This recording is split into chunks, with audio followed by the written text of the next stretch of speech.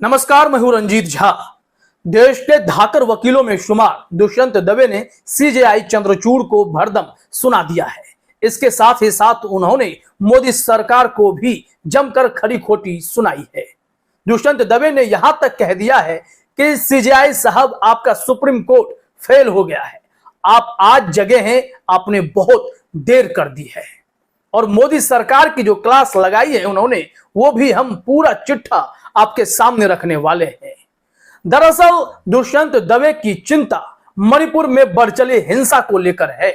उन्होंने अपने आलेख में जितनी बड़ी बड़ी बातों का खुलासा किया है वो हैरान कर देने वाला है।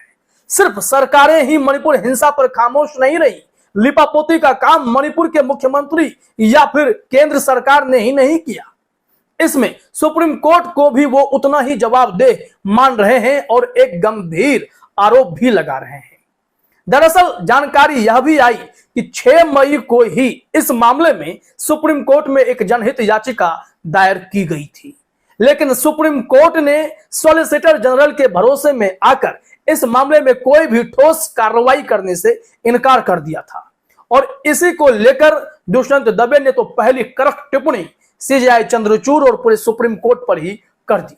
फिर उन्होंने सुप्रीम कोर्ट के दायित्वों को समझाना जो शुरू किया है वो बेहद ही गंभीर है और आपको भी जानना समझना चाहिए। तो चलिए शुरू करते हैं कि दुष्यंत दवे ने कैसे सुप्रीम कोर्ट को कड़क आईना दिखा दिया है और सीजेआई चंद्रचूड़ से भी कह दिया है कि आपने एक्शन लेने में काफी देर कर दी हुजूर, यह थोड़ा पहले भी हो सकता था। चलिए जो जानकारी आई है जरा अपने स्क्रीन पर आप देखिए। लाइव लॉ की रिपोर्ट के अनुसार शुरुआत में 6 मई को एक जनहित याचिका के माध्यम से सुप्रीम कोर्ट का रुख किया गया था। लाखों नागरिकों के मौलिक अधिकारों की सुरक्षा की मांग करने वाली रिट याचिकाओं की सुनवाई के दौरान जो कथित तौर पर मणिपुर में कानून और व्यवस्था मशीनरी की पूर्ण विफलता के कारण खतरे में थी, न्यायालय ने ठोस आदेश पारित करने में झिझक और हिचकिचाहट दिखाई। विद्वान सॉलिसिटर जनरल द्वारा प्रस्तुत सरकार के निम्नलिखित आश्वासन को सुसमाचार सत्य माना गया और कहा गया, जो सॉलिसिटर जनरल ने कहा था कि हम इस पक्ष में जनता के लिए हैं। याचिकाकर्ता द्वारा इस मामले को अत्यधिक संवेदनशीलता के साथ लिया जा सकता है क्योंकि किसी भी गलत सूचना से राज्य में स्थिति बिगड़ सकती है। केंद्र और राज्य सरकार के काफी प्रयासों के बाद हालात सामान्य हो रहे हैं। सॉलिसिटर जनरल ने भरोसे में ले लिया कि याचिकाकर्ता की बातों को ज्यादा गौर करने की जरूरत नहीं है, क्योंकि उनकी बातों को अगर हम सीरियस ले लेंगे तो कुछ गलत संदेश पड़ सकता है। और फिर सुप्रीम कोर्ट ने क्या किया? कोई कार्रवाई नहीं की। नतीजा, मणिपुर में जो आग उठी थी वो धधक कर ज्वालामुखी के रूप में दिखने लगी। वहां कुकी और मैतेई समुदाय के बीच जो भिड़ंत हुई वो अभी तक चल रही है। महिलाओं का न्यूड वीडियो जब सामने आया उसके बाद सुप्रीम कोर्ट की अंतरात्मा जागी। इतना ही नहीं, सुप्रीम कोर्ट ने फिर सरकार को भी हड़काना शुरू किया, जबकि यह काम सुप्रीम कोर्ट पहले भी कर सकता था, ऐसा नहीं किया गया। और यहां पर सुप्रीम कोर्ट ने सॉलिसिटर जनरल की बातों में आकर याचिकाकर्ता के वकील को क्या कहा था जरा अपने स्क्रीन पर देख लीजिए। यहां कहा गया, सुप्रीम कोर्ट ने याचिकाकर्ता की ओर से पेश हुए वरिष्ठ अधिवक्ता कॉलिन गोंसाल्वेस को सलाह दी कि आपका संदेह हमें कानून और व्यवस्था को अपने हाथ में लेने के लिए प्रेरित नहीं कर सकता है। सुप्रीम कोर्ट ने आगे कहा कि हम नहीं चाहते कि इस कार्यवाही का उपयोग राज्य में मौजूद हिंसा और अन्य समस्याओं को और बढ़ाने के लिए एक मंच के रूप में किया जाए। यदि आपके पास सुझाव हैं तो हम ले सकते हैं। आइए इसे पक्षपातपूर्ण मामले के रूप में ना देखें, यह एक मानवीय मुद्दा है। हमें सर्वोच्च न्यायालय के आदेश के प्रति सचेत रहना चाहिए। और देखिए यहां पर क्या हुआ। सुप्रीम कोर्ट के इस टिप्पणी के बाद क्या मणिपुर शांत हो गया? क्या सॉलिसिटर जनरल ने सरकार को आगाह किया कि आपको कार्रवाई करनी चाहिए? क्या मणिपुर के मुख्यमंत्री ने कोई एक्शन लिया? एक्शन तो तब होना शुरू हुआ है जब उस महिला का वीडियो सामने आ गया, जिसे सीएम बीरेन सिंह ने कहा कि लीक हो गया। ऐसे सैकड़ों केस हैं, तो किसमें कार्रवाई हुई? किसी में नहीं। अब जब दुष्यंत दवे ने सीजेआई चंद्रचूड़ को आईना दिखाना शुरू किया है कि आपकी भूमिका यहां पर सबसे ज्यादा गलत थी, उन्होंने अनुच्छेद 32 के मामले में जो बातें कही हैं वो जरा समझना जरूरी है। यह देश के आम लोगों के लिए सबसे बड़ा हथियार है, क्योंकि जनहित याचिका डालने की जो बात होती है वो यहीं से शुरू होती है। अब यहां पर सीजेआई चंद्रचूड़ समेत तमाम जजों को समझाते हुए दुष्यंत दवे लिख रहे हैं, सुप्रीम कोर्ट को अनुच्छेद 32 के तहत अपनी भूमिका के बारे में हर समय सचेत रहना चाहिए। प्रत्येक नागरिक को एक मौलिक अधिकार की गारंटी दी गई है। इस भाग द्वारा प्रदत्त अधिकारों के प्रवर्तन के लिए उचित कार्यवाही द्वारा सर्वोच्च न्यायालय में जाने का अधिकार की गारंटी है। बी.आर. अम्बेडकर ने 9 दिसंबर 1948 को संविधान सभा में इस प्रावधान पर बात की थी। अगर मुझसे इस संविधान में किसी विशेष अनुच्छेद को सबसे महत्वपूर्ण बताने के लिए कहा गया तो मैं इस अनुच्छेद के अलावा किसी अन्य अनुच्छेद का उल्लेख नहीं कर सकता। यह संविधान की आत्मा और उसका हृदय है। और देखिए कि इसके तहत कोई याचिकाकर्ता सुप्रीम कोर्ट पहुंचा था जनहित याचिका लेकर, लेकिन वहां सुप्रीम कोर्ट ने सॉलिसिटर जनरल पर ज्यादा भरोसा कर लिया, लिहाजा मणिपुर की हालत इतनी भयंकर हो गई। अब दुष्यंत दवे जब आईना दिखा रहे हैं तो क्या सुप्रीम कोर्ट अब और भी जागरूक होगा? क्या ऐसे मामले में सरकार के बातों से इतर अपने विवेक से निर्णय लेते हुए सरकार के झूठ और सच को समझ पाएगा यह कोर्ट? इसके लिए जरा समझना पड़ेगा। अब जरा आगे देखते हैं कि क्या कहा जा रहा है।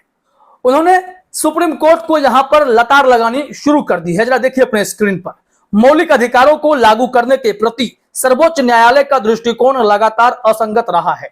यह बढ़िया न्याय शास्त्र विकसित करने में तो तेज है, लेकिन उसे लागू ना करने में भी उतना ही तेज है। ऐसे कई उदाहरण हैं जिनमें न्यायालय कार्रवाई करने में विफल रहा है। देश भर में फर्जी मुठभेड़ों में नियमित रूप से सैकड़ों लोग मारे जाते हैं।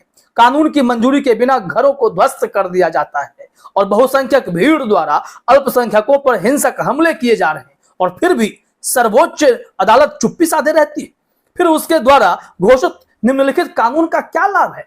जो कानून बनाए गए हैं और सुप्रीम कोर्ट जो फटकार लगाती है, निर्देश देती है, लेकिन उस पर कोई एक्शन, सुप्रीम कोर्ट कोई ठोस कदम उठा नहीं रहा, तो इसको लेकर तो सवाल उठेंगे ही। और यह हिम्मत बेबाक राय रखने वाले दुष्यंत दवे ही कर सकते थे, और उन्होंने सीजेआई चंद्रचूड़ समेत तमाम अदालतों में बैठे जजों को कह दिया है कि आप लोग अपनी भूमिका सही ढंग से नहीं निभा रहे हैं। मोदी सरकार को जो खरी खोटी उन्होंने सुनाई है वो भी हम आपको आगे बताएंगे, लेकिन पहले इसे आगे बढ़ाते हैं कि उन्होंने और क्या कहा है।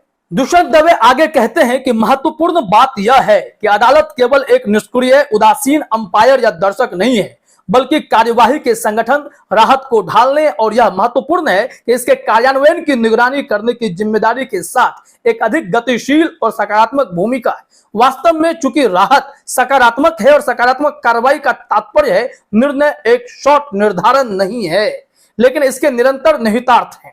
शीला बरसे बनाम भारत संघ 1988 मामले का वो उदाहरण देते हुए कहते हैं कि उस वक्त सुप्रीम कोर्ट ने कहा था समाधान थोपा हुआ बातचीत से या अर्ध बातचीत दोनों तरह से किया जाता है। फिर यहां पर उन्होंने मणिपुर की घटना का जिक्र करते हुए सुप्रीम कोर्ट से सवाल किया, यदि सर्वोच्च न्यायालय का यही दृष्टिकोण है तो उसने मणिपुर के लोगों की रक्षा के लिए कार्रवाई क्यों नहीं की? 100 से अधिक लोग मारे गए, राज्य के शस्त्रागार लूट लिए गए और स्वचालित हथियारों का इस्तेमाल किया गया। दायर की गई रिट याचिकाएं जनहित याचिका की प्रकृति की थीं और उनमें नागरिकों के मौलिक अधिकारों के घोर उल्लंघन का पर्याप्त आरोप लगाया गया था। न्यायालय हस्तक्षेप करने के लिए बाध्य था, न कि केवल इस डर से कि उसके मंच का उपयोग राजनीतिक उद्देश्यों के लिए किया गया था। देखिए, दुष्यंत दवे चुप रहने वालों में से नहीं है। उन्होंने जो मैसेज देना शुरू किया है सुप्रीम कोर्ट को इस पर अमल करना होगा। वो पिछले 40-45 सालों से सुप्रीम कोर्ट में वकालत कर रहे हैं। उनके ही सामने कितने अधिवक्ता जज बने, कितने वकील जो हैं बहुत टॉप तक पहुंच गए, लेकिन न्यायालय में संवैधानिक मूल्यों की समझ दुष्यंत दवे को कहीं ज्यादा है। उन्होंने आगे जो कहा जरा देखिए। अब मोदी सरकार पर वो हमलावर हैं। यहां उन्होंने कहा सत्तारूढ़ दल के लिए यह आसान है कि वह पहले किसी राज्य में तबाही की इजाजत दे और फिर अदालत के सामने खड़े होकर यह दिखावा करे कि स्थिति नियंत्रण में है। सुप्रीम कोर्ट का कर्तव्य था कि वह हिंसा के कारणों की जांच करे।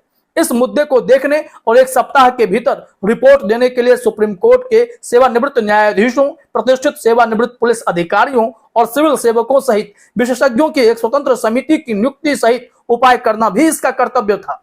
इससे न्यायालय को नागरिकों के जीवन की रक्षा के लिए उचित निर्देश जारी करने और अनुच्छेद 21 और 14 के तहत मौलिक अधिकारों को लागू करने के लिए और सुधारात्मक और पुनर्वास उपाय करने में मदद मिलेगी।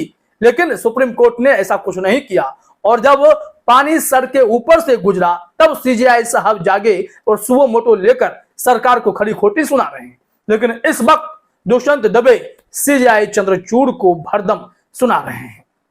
अब देखिए आगे क्या हुआ है। उन्होंने आखिर में जो कहा है वो काफी महत्वपूर्ण है। उन्होंने सुप्रीम कोर्ट को याद दिलाया है कि सुप्रीम कोर्ट को याद रखना चाहिए कि संविधान एक जीवित दस्तावेज है, इसे ध्यान में रखना चाहिए। संवैधानिकता का सिद्धांत अब एक कानूनी सिद्धांत है जिसके लिए सरकारी शक्ति के प्रयोग पर नियंत्रण की आवश्यकता होती है, ताकि यह सुनिश्चित किया जा सके कि यह उन लोकतांत्रिक सिद्धांतों को नष्ट नहीं करता है जिन पर यह आधारित है।